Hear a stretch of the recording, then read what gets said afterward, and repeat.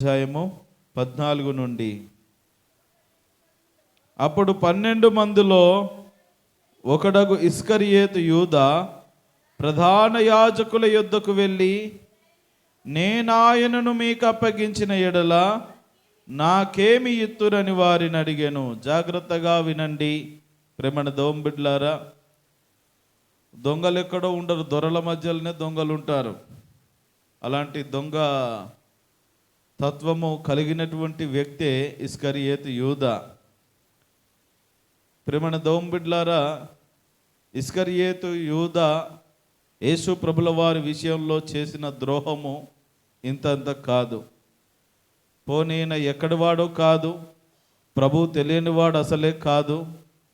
దివారాత్రములు ప్రభుతో పాటు ఉండి 3.5 సంవత్సరాలు ప్రభు పాదముల యొద్ద దేవుని మాటలు నేర్చుకున్నటువంటి ఒక గొప్ప ఆధిక్యత కలిగిన వాడు. ప్రభువు చేసిన అద్భుతాలు, స్వస్థత క్రియలు, సూచక కార్యాలు, మహత్కార్యములు, మరణించిన వారిని సహితము లేపిన ఆ అద్భుతమైనటువంటి దృశ్యాలను కన్నులారా చూచి చదివించినటువంటి మహానుభావుడు. ఆ 12 మందిలో ఒకడిగా లెక్కించబడినటువంటి ఈయన 12 మందికి లేనటువంటి ఆలోచన ఇతనికి మాత్రమే వచ్చింది, ద్రోహము చేయాలనేటువంటి ఆలోచన. ప్రేమణ దోంబిడ్లారా, ఈ రోజున ఇస్కరియోతు యూదా చేరవచ్చినటువంటి సంఘమంతటికి మరి కొన్ని విషయాలను గుర్తు చేస్తూ ఉన్నాడని మనం జ్ఞాపకం చేసుకోవాలి. ఆ పరిశుద్ధుల గుంపులోనే ఒక అపవిత్రుడిగా బ్రతుకుతూ ఉన్నాడు. చూడడానికి అందరితో పాటు ప్రార్థనకు వస్తూ ఉన్నాడు, ఆరాధన చేస్తూ ఉన్నాడు. కానీ తనలో ఉన్నటువంటి తత్వము, మనసులో ఉన్నటువంటి ఆలోచన విధానము ఏనాడు మార్పు చెందకుండానే ప్రభువును వెంబడిస్తూ ఉన్నాడు. జాగ్రత్తగా జ్ఞాపకం చేసుకోండి. ఇలాంటి వ్యక్తిత్వం కలిగినటువంటి వారు ఒకవేళ సంఘములోనూ మీ కుటుంబాల్లోనూ ఎవరైనా ఉన్నట్లయితే, పైకి బాగా కనబడి, నమ్మకంగా కనబడి, నమ్మిన బంటుగా కనబడి, చివరికి వెనకాల మరి ఎన్నో రకాలైనటువంటి ఇబ్బందులకు గురి చేసేటటువంటి ఇస్కరియోతు యూదా లాంటి వ్యక్తిత్వం కలిగిన వారి ద్వారా ఇటు సంఘానికి కానీ అటు కుటుంబాలకు కానీ మరి భయంకరమైనటువంటి నష్టము కలుగుతుందనే విషయాన్ని మనము జ్ఞాపకం చేసుకోవాలి. ప్రేమణ దోంబిడ్లారా, ఈ తత్వము ఎప్పుడు కూడా మన జీవితంలో మంచిది కాదు. జ్ఞాపకం చేసుకున్నట్లయితే, ఇదిగో మనం నిన్నటి దినమున నేర్చుకున్నాం కదా, ఆమె అత్తరుబుడ్డు పగలగొడతా ఉంటే ఆమెను అడ్డగించింది ఇస్కరియోతు యూదానే. ఎంత పని చేస్తున్నావు తల్లి, ఆయన గుండెలు పిండేసినట్టు అయిపోతూ ఉన్నది. అత్తరుబుడ్డు పగలగొడతా ఉంటే, ఉన్న అత్తరంతా పాడు చేస్తూ ఉంటే, అది నాకన్నిచ్చింటే ఏదన్నా చక్కగా అమ్ముకొని ఆ డబ్బులు తెచ్చుకొని ఏదన్నా కొనుక్కునేవాడిని కదా, ఇంత పొలం కొనుక్కునేవాడిని అన్నట్టుగా వ్యవహరిస్తూ మాట్లాడిన తీరు నిన్నటి దినమున మనం గమనించాం. ఎక్కడ సందు దొరకట్లేదు, ఇక ప్రయోజనం లేదు, ఈ ప్రభువుతో పని లేదు. ఎన్ని సంవత్సరాలు ఈయనతో నేను జీవనయాత్రను కొనసాగించినా ఇక నాకు ఈయన వలన కలిగేది ఏమీ లేదనేటువంటి భావనతో ఆ శిష్యులందరితో కలిసి చక్కగా వ్యవహరిస్తూనే, మాట్లాడుతూనే, పొద్దున్న లేస్తే వందన వచనాలు చెప్పుకుంటూనే, కౌగులించుకుంటూనే, ముద్దు పెట్టుకుంటూనే, వారితో తిరుగుతూనే చివరికి ప్రభువును అమ్మివేయాలి, ప్రభువును పట్టించాలి. ఎవరైతే కాసుకొని కూర్చుంటూ ఉన్నారో, ఎవరైతే ప్రభువుకు విరోధులై ఉంటున్నారో, ఎవరైతే ప్రభు అంటే గిట్టని విధముగా బ్రతుకుతున్నారో వాళ్లకు ప్రభువును పట్టించాలనేటువంటి ఆ ద్రోహపు ఆలోచన ఇస్కరియోతు యూదాలోనికి ప్రవేశించింది. ప్రేమణ దోంబిడ్లారా, ఆ ఆలోచన చేత పరిగెత్తుకొని పోయి యాజకుల దగ్గరికి వెళ్ళి చేసిన పని ఏంటంటే, నేను ప్రభువును మీకు అప్పగిస్తాను. వాళ్ళు వచ్చి అతన్ని ఏవైనా ఇబ్బంది పెట్టి అడిగారు అనంటే, ఆ రీతిగా ఆలోచన చేశాడంటే పరిస్థితి వేరు. ఎలా ఉన్నదంటే, దొంగల చేతికి వెళ్ళి తాళాలు ఇచ్చినట్టుగా కనబడతా ఉన్నది ఇక్కడ. అయ్యా మీరు మా ఇంటికి రావాలి, మా ఇంట్లో వెండి బంగారం ఎక్కడుందో మీకు తెలియదు కదా, ఇదిగో తాళం పట్టుకోండి, పలానా సమయానికి రండి, ఇదిగో ఈ బీరువాలో ఇది ఉన్నది, ఈ డోర్లో అది ఉన్నది అన్నట్టుగా ఒక ఉద్దేశపూర్వకమైనటువంటి ఆ విధానాన్ని ఇక్కడ అమలు చేసినట్లుగా మనం చూస్తూ ఉన్నాం. అలా దొంగల చేతికి తాళాలు ఇచ్చి వచ్చాడు. సరే, నేను మిమ్మల్ని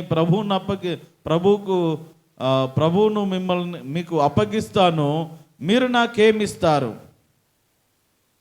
ప్రభువును మీకు అమ్మి వేస్తాను, మీరు నాకేమిస్తారు? సరే, బేరం కుదుర్చుకున్నాడు. ఎన్ని? 30 వెండి నాణములు తూచివాడికి ఇచ్చిరి. రైట్, బాగా దొరికెవరినైనా. ఎందుకంటే ప్రభుల వారు అంత ఘనమైన సేవ చేస్తున్న ఎక్కడ వీళ్ళు ఎప్పటి నుండో ప్రణాళిక వేస్తూ ఉన్నారు. ప్రభువును ఎలాగైనా పట్టుకొని ఆయనను బంధిస్తే పీడ విరుగడైపోతూ ఉంటుంది. ఇక మమ్మల్ని అడ్డగించేవారు లేరు. ఇక అప్పటికే వాళ్ళ కోపము ఈ దేవాలయాన్ని శుద్ధి చేస్తూ ఉంటే, అక్కడ ఉన్నటువంటి వ్యాపార గోలలన్నీ తొలగిస్తూ ఉంటే అప్పటికే వాళ్ళ కోపం మండిపోతుంది. ఎందుకంటే వాళ్ళకు వచ్చే ఆదాయం పడిపోతుంది, అక్కడ వారి వ్యాపారాలు దెబ్బతింటా ఉన్నాయి. అందుకని మరి ఎక్కువగా కోపం తెచ్చుకొని ఒక మంట వేడిమి వాతావరణంలో ప్రధాన యాజకులు, శాస్త్రులు, పరిసయ్యులు కొంతమంది ఉన్నారు. గుంపులు కడతా ఉన్నారు. ఈ రోజున ఇలాంటి గుంపులు కట్టే కొంతమంది ఉంటారు. అలాంటి వారి ద్వారా ఇటు సంఘానికి, కుటుంబాలకు కూడా తీరనటువంటి నష్టాలు ఏర్పడతాయని మన జ్ఞాపకం చేసుకోవాలి.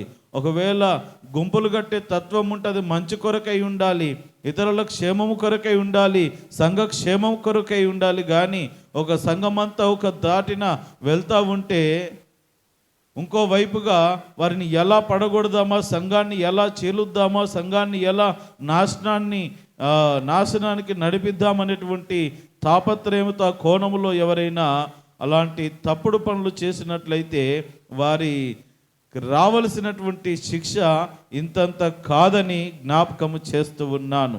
అందుకే వాక్యము చాలా స్పష్టంగా చెప్తా ఉంటుంది, దేవుని సంబంధమైనటువంటి కార్యాలలో మనము పాలు పొంది దైవిక కృపలను అనుభవించాలి తప్ప దైవ కార్యాలను భంగము చేసే పద్ధతులను మనం అవలంబించినప్పుడు భయంకరమైన శాపగ్రస్తులమవుతాం, శాపాలకు గురవుతూ ఉంటాం. అలాగున చేసి చాలామంది వెంటనే కుష్ఠరోగము తెచ్చుకున్నటువంటి వారు, వెంటనే అక్కడ పడి చనిపోయిన వారు మరి ఎంతో మంది బైబిల్ గ్రంథంలో ఉన్నారు. అందుకని ప్రేమని దేవుని బిడ్డలారా, ఇప్పటికి కూడా సంఘాలను చీలుస్తున్న వారి, సంఘంలో మరి చెడు స్వభావం కలిగిన వారి గురించి ఒక్కసారి మీకు తెలిసిన వారు ఎవరైనా ఉంటే ఆలోచన చేయండి. వారి బ్రతుకులు ఎలా ఉన్నాయో, వారు ఎంత మరి సంపాదించిన సంపాదనలో వర్ధిల్లత ఉండదు, ఆర్థికంగా బలపరచబడటం ఉండదు, తిన్న తిండి మరి పేణబట్టదు, వచ్చిందంతా ఎక్కడ పోతుందో అర్థం కాదు. చివరికి ఒక దిక్కుమొక్కు లేనటువంటి చావులు చేస్తూ ఉంటారు. వారి వలన వారికి కానీ, వారి కుటుంబానికి కానీ, ఈ సమాజానికి కానీ, సంఘానికి కానీ ఏ విధమైనటువంటి ప్రయోజనాలు ఉండవు. ఇదిగో అలాంటి వాడే ఈ ఇస్కరియోతు యూదా. 12 మందిలో 11 మందికి లేనటువంటి ఆలోచన తనకు వచ్చింది. ప్రేమణ దేవుని బిడ్డలారా, మరి తనతో పాటే ఉన్నాడు, కానీ పక్కన వాళ్ళకి ఎవరికి కూడా ఆ విషయం తెలియకుండా మరి చాలా జాగ్రత్త పడుతూ ఉన్నాడు. వాళ్ళందరితో చాలా చక్కగా కలిసిపోతూ ఉన్నాడు. ఈ వేషధారణ జీవితము బహుభయంకరమైనటువంటిది. అందుకే వాక్యం కూడా సెలవిస్తాం, ఉంటే చల్లగానైనా లేదైతే వెచ్చగానైనా ఉండు, కానీ నులివెచ్చని జీవితాలు జీవించబోకండి వాక్యం కూడా సెలవిస్తూ ఉన్నది. చాలా సందర్భాల్లో మనం అటు లోకానుసారంగా జీవించలేం, ఇటు దైవ క్రమాలను అనుసరించలేం. కానీ అటు సగం ఇటు సగము, సగం భక్తి చేసి మనము నాశనమైనది గాక మన పకనాలను కూడా, మన కుటుంబాలను కూడా నాశనము చేసుకుంటా ఉన్నాం. ఈ నాసిరకపు భక్తి చేత, నాసిరకపు విశ్వాసము చేత మనల్ని మనమే పాడు చేసుకుంటా ఉన్నాం. జాగ్రత్త. కాబట్టి ప్రేమణ దేవుని బిడ్డలారా, ఒక పచ్చి వేషధారణ జీవితాన్ని ఇస్కరియోతు యూదా కలిగి ఉన్నాడు. ఒక భయంకరమైనటువంటి మరి అపవాది క్రియలకు తావిచ్చినట్లుగా చూస్తూ ఉన్నాం. ప్రేమణ దేవుని బిడ్డలారా, అపవాది ఊరికే మనలోనికి ప్రవేశించడు. వాని ఆలోచనలు ఊరికనే మన దగ్గరికి రావు. వాని తలంపులు, వాని కుయుక్తులు ఊరికనే మన దగ్గరికి రావు. నీవు అవకాశం ఇస్తేనే తప్ప. అందుకే వాక్యం సెలవిస్తూ ఉన్నది, అపవాదికి చోటియ్యకుడి, అపవాదిని ఎదిరించండి. వాక్యము ద్వారా, ప్రార్థన ద్వారా, విశ్వాసముతో అపవాదిని ఎదిరించండి అని వాక్యం సెలవిస్తూ ఉంటే మనం ఏం చేస్తామంటే వానికి అవకాశాలు ఇస్తూ ఉన్నాం.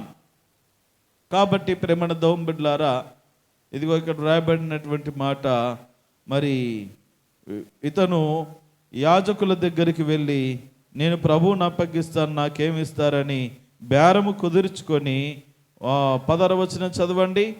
వాడప్పటి నుండి ఆయనను అప్పగించుటకు తగిన సమయము కొరకు కనిపెట్టుకుంటున్నాడు. ఎప్పుడు అవకాశం దొరుకుతుందా, ఎప్పుడు అప్పగిచెప్పేద్దామా. ఎందుకంటే బేరం కుదుర్చుకున్నాక ఖచ్చితంగా చెయ్యాలి, అవునా కాదా? ఏదైనా మీకు అమ్మేస్తాను అని ఫస్ట్ అడ్వాన్స్ తీసుకున్నాక ఇస్తారా ఇయ్యరా? సచ్చినట్టు చేయాలి, లేకపోతే వీనీపు వలుగుతుంది అక్కడ. అందుకని ప్రేమన దేవుని బిడ్డలారా జ్ఞాపకం చేసుకుందాం. బేరం కుదుర్చుకున్నాడు, డబ్బుల్లో సంచి తెచ్చుకొని జేబులో పెట్టుకున్నాడు, ఏరపడకుండా మళ్ళీ వచ్చి మందలో నిలబడ్డాడు. ఎంత దారుణమైనటువంటి పరిస్థితి. ఎక్కడిక దూరం ఉండట్లేదు, మరలా ప్రభువు దగ్గరనే ఉంటా ఉన్నాడు. ప్రభు ఒక టస్క్ వేసాడు అదే రోజున. మరి ప్రభురాత్రి భోజనము, ఈరోజు రాత్రి ప్రభురాత్రి భోజనము జరిగిన సంఘటన మనం చూస్తాం. అయ్యా మీరు వెళ్ళి చక్కగా భోజనాన్ని, పస్కా విందును సిద్ధం చేయండి అని చెప్పినప్పుడు వాళ్ళు వెళ్ళడము, ద్రాక్షరసము, రొట్టెలను సిద్ధం చేసిన తర్వాత ఆ పాలు పొందుతూ ఉన్నాడు. దేంట్లో? ప్రభు భోజనంలో కూడా పాలు పొందుతూ ఉన్నాడు. ప్రభు అన్నాడు, నన్ను అప్పగించువాడు ఈ ప్రభు భోజనంలో కూడా చేతి వేస్తూ ఉన్నాడు. వీళ్ళెవరికి అర్థం కావట్లేదు. ఏంటి ప్రభువా, నిన్ను అప్పగించడం ఏంటి? అవును, ఈ రోజున నన్ను అప్పగించబోతూ ఉన్నారు. ఏంది, ఎంత మాట? ఎవరు? నేనా ప్రభువా, నేనా అని పేతుడి దగ్గర నుండి మొదలైంది. ప్రతి ఒక్కరు నేనా అంటే కాదు, నేనా కాదు, నేనా కాదా, నేనా కాదు. చిట్ట చివరికి వచ్చేస్తే ఇక మిగిలింది ఒకడే. అందరూ అన్నారు నేను అనకపోతే ఏం ఫీల్ అవుతాడో, వీళ్ళేడో ఫీల్ అవుతారో అని. ప్రభువా నేనేనా? అవును నీవు అన్నట్టే. అది తనకు మాత్రమే వినబడేటట్టుగా అన్నాడు. లేదంటే గట్టిగా అన్నాడు అంటే పేతురు ఆల్రెడీ కత్తి వరలో పెట్టుకున్నాడు. ఒక్క పోటు పొడిస్తే అన్నీ దెబ్బకు చచ్చి ఉండేవాడు. అక్కడ అన్నాడు, ప్రభు అన్నాడు నీవన్నట్టే అని అన్నాడు. కానీ కేవలం తనకు ప్రభువుకు మాత్రం అర్థమయ్యే పరిభాషలో చెప్పి అతనికి మాత్రం వినబడేటట్టు అన్నాడు. గట్టిగా కానీ అనంటే పేతురు మామూలోడు కాదు. ఆల్రెడీ మనం చూసాం కదా, ఆ సైనికుడి చెవి తెగ నరికేశాడు. కాబట్టి ప్రేమణ దేవుని బిడ్డలారా జ్ఞాపకం చేసుకుందాం. ఇక ఇంకేందయ్యా, సమయం కొరకు ఇంకా సమయం ఎదురు చూస్తూ ఉంటావు. నైట్ డిన్నర్ అయిపోయాక తోటలోకి వెళ్తాం, చిమ్మ చీకటి, అన్ని చెట్లు, వీళ్ళని ఎక్కడో వదిలిపెట్టేస్తా, నేను ఒంటరిగా ఉంటా పలానా చోట, తీసుకురాపో, పట్టుకురాపో, ఇంకే నేను పన్ను చూసుకోపో, కనిపెట్టుకొని ఉంటున్నావు కదా. ప్రేమణ దేవుని బిడ్డలారా జ్ఞాపకం చేసుకున్నట్లయితే కనిపెట్టుకొని ఉన్నట్టుగా వాక్యం సెలవిస్తూ ఉన్నది. చదవండి, మార్కు సువార్త 14వ అధ్యాయము 10-11 వచనాలు. మార్కు సువార్త 14వ అధ్యాయము 10-11 వచనాలు. 12 మందిలో ఒకడు ఇస్కరియోతు యూదా ప్రధాన యాజకుల చేతికి ఆయనను అప్పగించవలనని వారి యొద్దకు పోగా వారు విని సంతోషించి వానికి ద్రవ్యమిత్తుమని వాగ్దానము చేసిరు గనుక వాడు ఆయనను అప్పగించుటకు తగిన సమయము ఏది? ఏనాడైనా మనము దేవుని సన్నిధిలో కనిపెట్టము, దేవా నా జీవితంలో ఒక కార్యము చేయనాయనా, నా బ్రతుకును మార్చినాయనా, నా పద్ధతులు మార్చినాయనా అని మనము దేవుని సన్నిధిలో కనిపెట్టము. కానీ ఇదిగో వ్యర్థమైనటువంటి విషయాలకు కనిపెడతా ఉంటాం.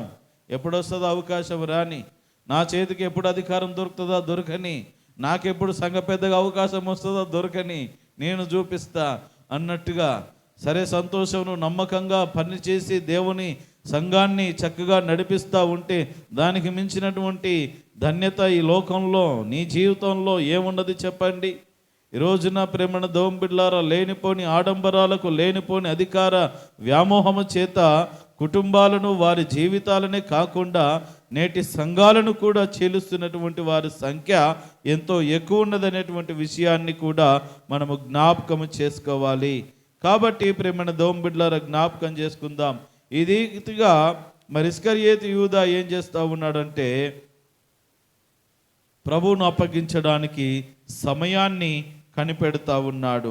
అయితే జ్ఞాపకం చేసుకోండి, లూకాసు వార్త 22వ అధ్యాయము 22వ వచనము చదవండి. లూకాసు వార్త 22వ అధ్యాయము 22వ వచనం. నిర్ణయింపబడిన ప్రకారము మనుష్య కుమారుడు, జాగ్రత్తగా వినండి, ప్రభుల వారు చెప్తా ఉన్నాడు, నేను వెళ్తూ ఉన్నది, నేను ఈ రీతిగా శిలువ కార్యం చేయవలసి ఉన్నదని మరి తండ్రి నిర్ణయించాడు గనుక నిర్ణయించిన ప్రకారం నేను వెళ్ళుచున్నాను.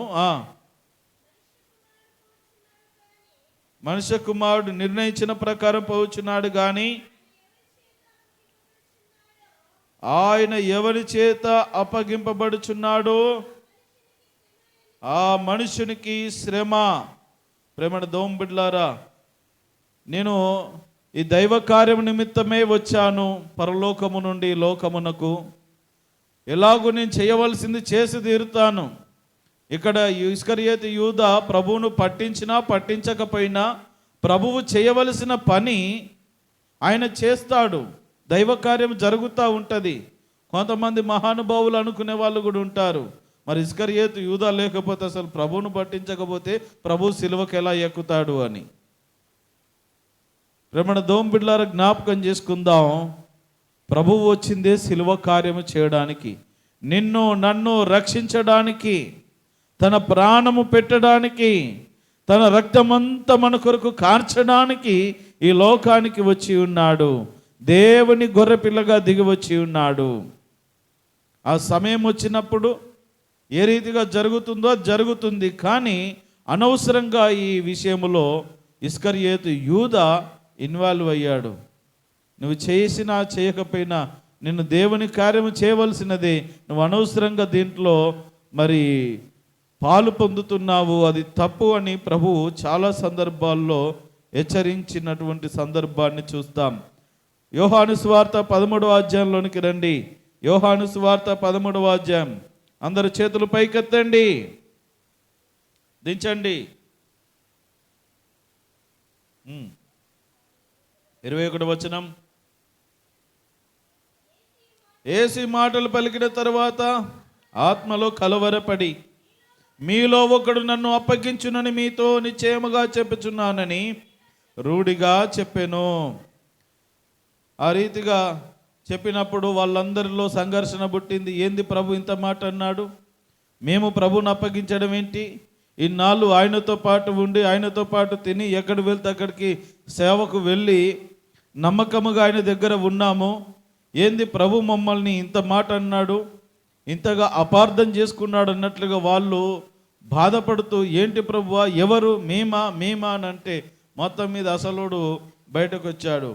ప్రేమణ దోంబిడ్లారా, జ్ఞాపకం చేసుకున్నట్లయితే 26వ వచనంలో ప్రభు అంటూ ఉన్నాడు, అందుకు యేసు, నేను ఒక ముక్క ముంచి ఆ ద్రాక్ష రసంలో ఒక రొట్టె ముక్క ముంచి ఇస్తాను, ఆ ఎవరికి ఇస్తానో వాడే దొంగ అని చెప్పాడు. చూడండి, చదవండి.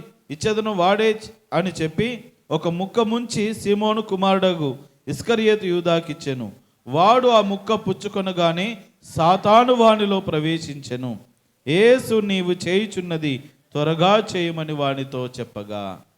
ఇంకేంటయ్యా, అన్ని బేరాలు కుదుర్చుకొని వచ్చి కూర్చున్నావు, ఏం తెలియనట్టుగా, చేయాల్సింది చేయిపో, ఇంకేంటి అనేసి కాస్త ఎవరికి తెలియకుండా రహస్యంగా ప్రభు వాడితో మాట్లాడి పంపించినటువంటి సందర్భాన్ని మనం ఇక్కడ చూస్తూ ఉన్నాం. కాబట్టి ప్రేమణ దోంబిడ్లారా, 30వ వచనంలో చదివినట్లయితే, వాడు ఆ ముక్క పుచ్చుకొని వెంటనే బయటకు వెళ్ళెను.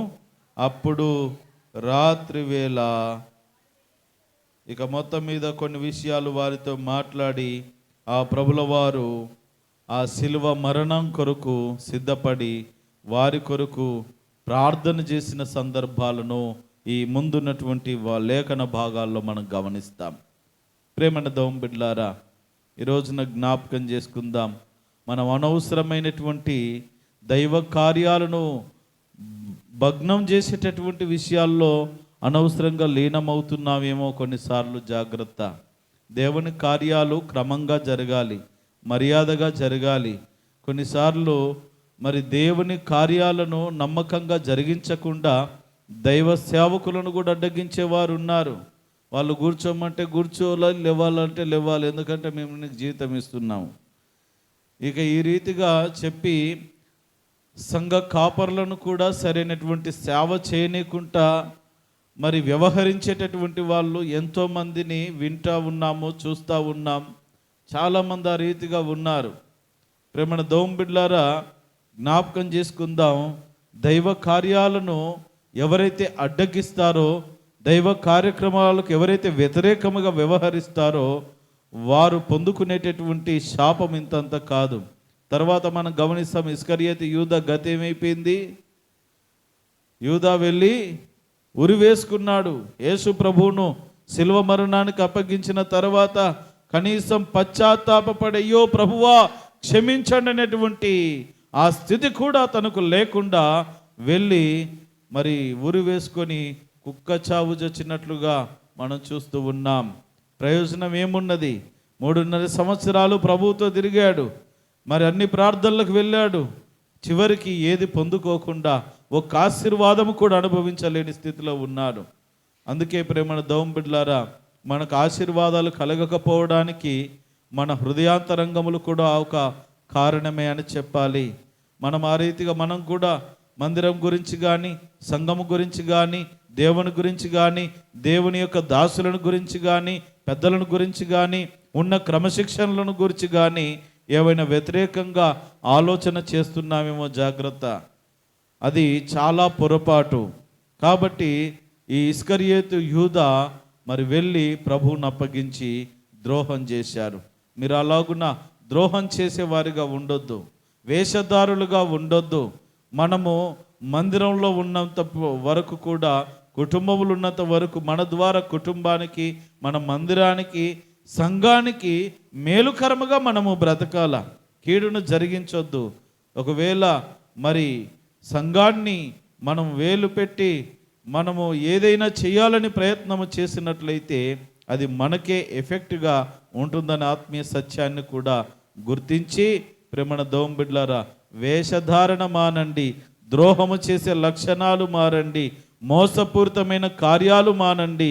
అందరితో కలిసి నమ్మకముగా యథార్థంగా బ్రతకండి.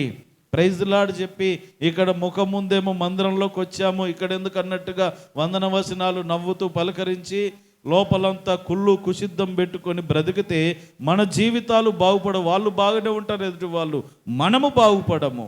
అందుకని ప్రేమణ దౌం బిడ్లారా, అలాంటి తత్వాలు మానుకోవాలి. యథార్థంగా బ్రతుకుదాం, నమ్మకంగా జీవించుదాం. ఒకవేళ నిన్ను నమ్మినటువంటి నీ కుటుంబస్తులకు నువ్వు నమ్మకంగా ఉండు. నిన్ను నమ్మి సంఘంలో బాధ్యత అప్పగించినటువంటి సంఘానికి, దైవదాసులకు, దేవునికి నమ్మకంగా జీవించు. అపనమ్మకపు పాలు చేసి అపనమ్మకస్తుడుగా, అపనమ్మకస్తురాలుగా, ద్రోహము చేసేవారిగా చరిత్రలో మిగిలిపోబాకండి. మరి ఆ రీతిగా ఇస్కరియోతు యోధా చరిత్రలో మిగిలిపోయాడు. తన జీవితం ఫుల్ స్టాప్ పెట్టబడింది. కానీ శిష్యులు ఇప్పటికీ వాళ్ళు పరిశుద్ధమైనటువంటి పేర్లు, పరిశుద్ధ యోహాను, పరిశుద్ధమైనటువంటి తోమా, పేతురు అని పిలువబడుచు ఇప్పటికీ ఇదిగో క్రైస్తవ్యాన్ని ముందుకు తీసుకెళ్ళి మరి చరిత్రలో మిగిలిపోయారు. ఇలాంటి స్థితిని మనము కలిగి ఉండాలి తప్ప యూదా లాంటి మనస్తత్వాన్ని ఒకవేళ ఉంటే ఇక్కడే వదిలిపెట్టి ప్రభు కొరకు నమ్మకంగా జీవించుదాం. అట్టి కృపను దేవుడు మీ అందరికి అనుగ్రహించి నడిపించును గాక. ఆమేన్. అందరం లేచి నిలబడదాం. గమనించండి, ఈరోజు రాత్రి 8 గంటలకు ప్రార్థన ప్రారంభించబడుతుంది. అందరూ కూడా సకాలములో ఈ ప్రార్థనా స్థలములకు రావాలని ప్రభు పేరిట మనవి చేస్తూ ఉన్నాం. మరి 12 దాటిన తర్వాత కార్యక్రమం ముగించబడుతుంది. సిద్ధపడి రావాలని ప్రభు పేరిట మనవి చేస్తూ ఉన్నాను. అదేవిధంగా రేపటి దినమున జరగవలసిన కార్యక్రమాల కొరకై పెద్దలైనటువంటి వారు మేము ఏర్పాట్లు చేసుకోవాలని ప్రభు పేరిట మనవి చేస్తూ ఉన్నాను. మరి రాత్రి కాస్త మెలుకొని ఉండడానికి ఎవరైనా టీ ఏర్పాటు చేయగలిగితే మీరు కలిసి ఆ టీ కూడా ఏర్పాటు చేస్తే కొంచెం నిద్ర మత్తు వాలకుండా ఉంటుందని జ్ఞాపకం చేస్తూ ఉన్నాను. సిద్ధపడి రావాలని ప్రభు పేరిట మనవి చేస్తూ ఉన్నాను. ముగింపు ప్రార్థన, ఆశీర్వాదం. దయగలిగిన మా తండ్రి, కృపగలిగిన మా రక్షకానికి వందనాలు, కృతజ్ఞతాస్తులు చెల్లిస్తూ ఉన్నామయ్యా. ఆసక్తితో నీ పాదాల చెంత చేరిన ఈ నీ ప్రియ ప్రజలందరినీ పేరు పేరు వరుసన దీవించి ఆశీర్వదించి ఆరోగ్యములతో వర్ధిలింపచేయండి. మా ప్రభువా, వచ్చిన వారికి ఎవరికి ఏ కష్టము నష్టం వ్యాధి బాధలు సమస్యలు ఉన్నవో యేసు నామమున తీర్చండి. ఈ దినమంతట్లో నీ ప్రియబిడ్డలు చేస్తున్న ప్రతి పని పాటల తోడుగా ఉండి ప్రతి వారి కష్టార్థములను ఆశీర్వదించండి. వెళుచున్న ప్రయాణంలో దీవించండి. నీ కృప కాపుదల సంరక్షణ క్షేమమునిచ్చి నడిపించమని ప్రార్థన చేస్తూ ఉన్నాం.